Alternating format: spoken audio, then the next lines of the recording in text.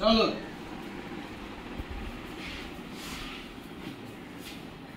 তুমি কোথায় যাচ্ছ? হেলমেট কই? ওই তো ওখানে। তুমি যাবে?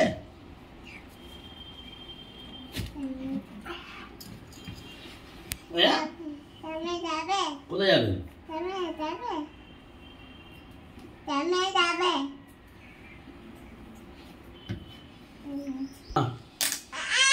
কি কোথায় যাবে? আসছি। আল্লাহ মালিক বলো, আল্লাহ মালিক। ও বলো আল্লাহ মালিক। না, হাত হাত হাত হাত হ্যান্ডশেক করো, হ্যান্ডশেক। এর হ্যান্ডশেক করো। হ্যাঁ হ্যাঁ, যায় না। হ্যাঁ, আজ আসবে না। চলো টাটা। এই টাকা তো এটা আপা দাও, আপা দাও, এটা আপা দাও, এটা আপা দাও। আপা আপা আপা আপা। আমরা পরে যাব, আমরা পরে যাব। মামা চলে যাক। সই এসেছিল সকালবেলা, জাস্ট আধ ঘন্টা থেকেও চলে যাচ্ছে। একজনের সাথে দেখা করতে এসেছিল, তো এখন জেদ ধরেছে ও যাবে। অনেক কষ্ট করে ওকে বোঝানো হয়েছে যে আমরা আবার একটু পরে স্নান টান করে খেয়ে দিয়ে যাব। তো খুব বেশি আর যেতে যেতে কান্নাকাটি করলো না, দাঁড়িয়ে দাঁড়িয়ে দেখছে। হয়তো কিছু ভাবছে, ছোটো বাচ্চা তো বলতে পারে না, ভাবছে কি হয়তো যাবো, আমার কথাটা বিশ্বাসও করেছে, এটাও হতে পারে। হ্যালো বন্ধুরা, কেমন আছো তোমরা সবাই? আশা করছি সবাই খুব ভালো আছো, আমরাও খুব ভালো আছি। সকালবেলা আজকে ঘুম থেকে উঠতে একটু দেরি হয়ে গেছে, তো উঠেই সবার প্রথমে জামা কাপড়গুলোকে মেশিনে দিয়ে দিলাম, কারণ আজকে অনেক জামা কাপড় কাচতে হবে। কালকে রোদটা এত পরিমাণে উঠেছিল যে আমি কোনো জামা কাপড় কাচিনি। আর আজকে দেরি হলেও মোটামুটি এখন 7টা সাড়ে 7টাই বাজে। তো আবহাওয়াটা দেখছি একটু ঠান্ডা ঠান্ডা আছে। জানি না, হয়তো কালকের রাতের বৃষ্টির একটা প্রভাব এখনও চলছে, তবে আজকে মনে হচ্ছে রোদ উঠবে। তো আকাশটা খুব সুন্দর, চারপাশে গাছপালা একটু সবুজ সবুজ। সকালবেলা একটু আবহাওয়াটা ভালো দেখে খুব মনটা একটু শান্তি হলো যে হয়তো রোদ উঠবে না, কিন্তু না, রোদ উঠবে। তো বাইরে একটু দাঁড়ালাম। সকালবেলা আগের দিনের কিছু ভিজে জামাকাপড় ছিল, সেগুলো দড়িতে এখন ঝোলাঝুলি করছে, ওগুলো একটু শুকিয়ে যাবে, তারপর যাবে আজকেকার কিছু জামাকাপড়গুলো।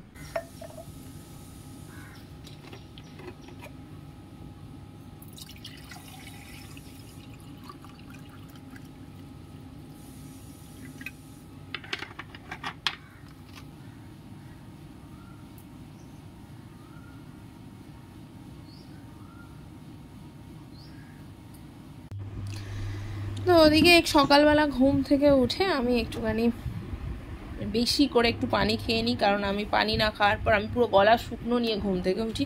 পানি না খাওয়ার পর আমার একবারে শরীর চলেই না। তো একটুখানি এক্সারসাইজ করে চলে এলাম কিচেনে।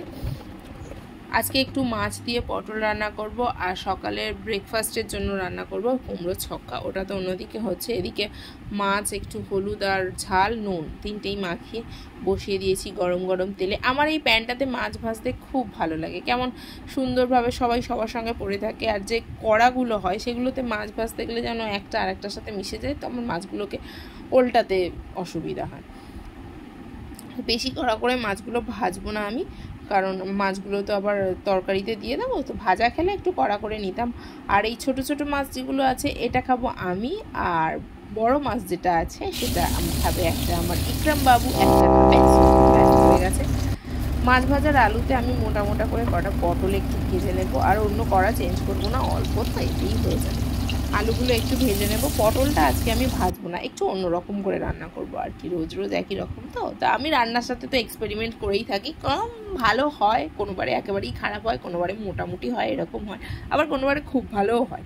তো সেই তেলে একটু পেঁয়াজ কুচি কুচি করে দিয়ে তাতে পটলটা দিয়ে দিলাম, আর সমস্ত মশলাগুলো পানিতে গুলে দিয়ে দিলাম। অল্প একটু নুন দিলাম, কারণ ওইদিকে আলুতেও আমার নুন দেওয়া আছে।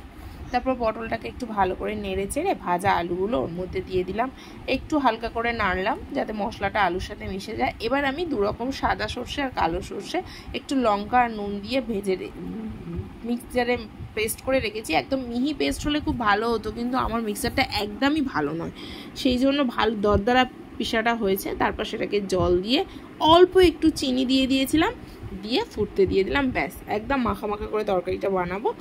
এই যে পানি বকবক করছে এটাও একদম ফুটে যাবে, তারপর আমার রান্নাটা পুরো কমপ্লিট হয়ে যাবে।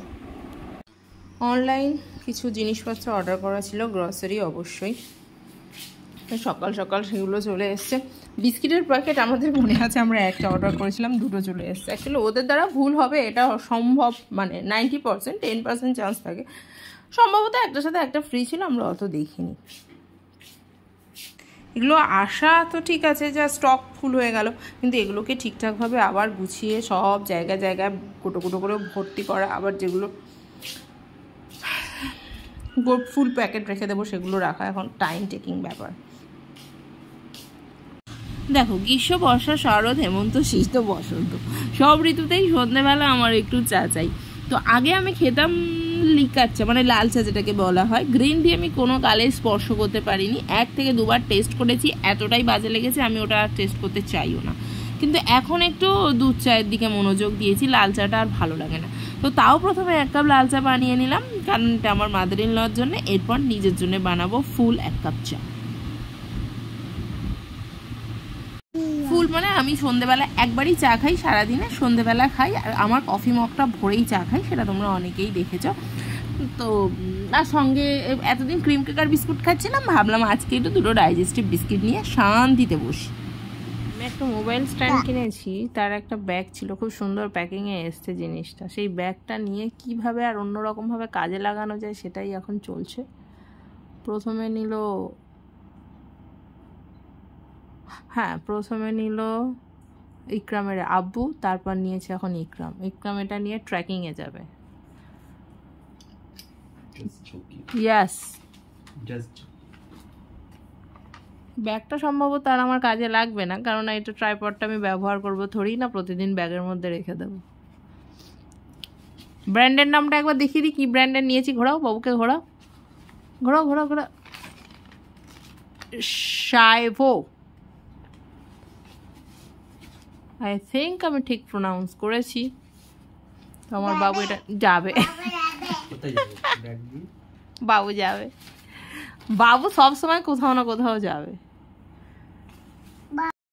ডিনারটা তো আমি এখন নিজের স্কিপ করছি, বাবুর খাওয়ানো হয়ে গেছে, এবার বাবুকে নিয়ে করাবো, আর আমি একটু ঘুমিয়ে পড়লে ফোনটা নিয়ে, সারাদিন পর এই রাতেই টাইম পাই ফোনটা নিয়ে ঘাঁটার। তো আজকের মতো ভিডিওটা এখানেই শেষ করছি। ভিডিও ভালো লাগলে ভিডিওটিতে একটা লাইক করে দিও, চ্যানেলটিকে সাবস্ক্রাইব করে দিও।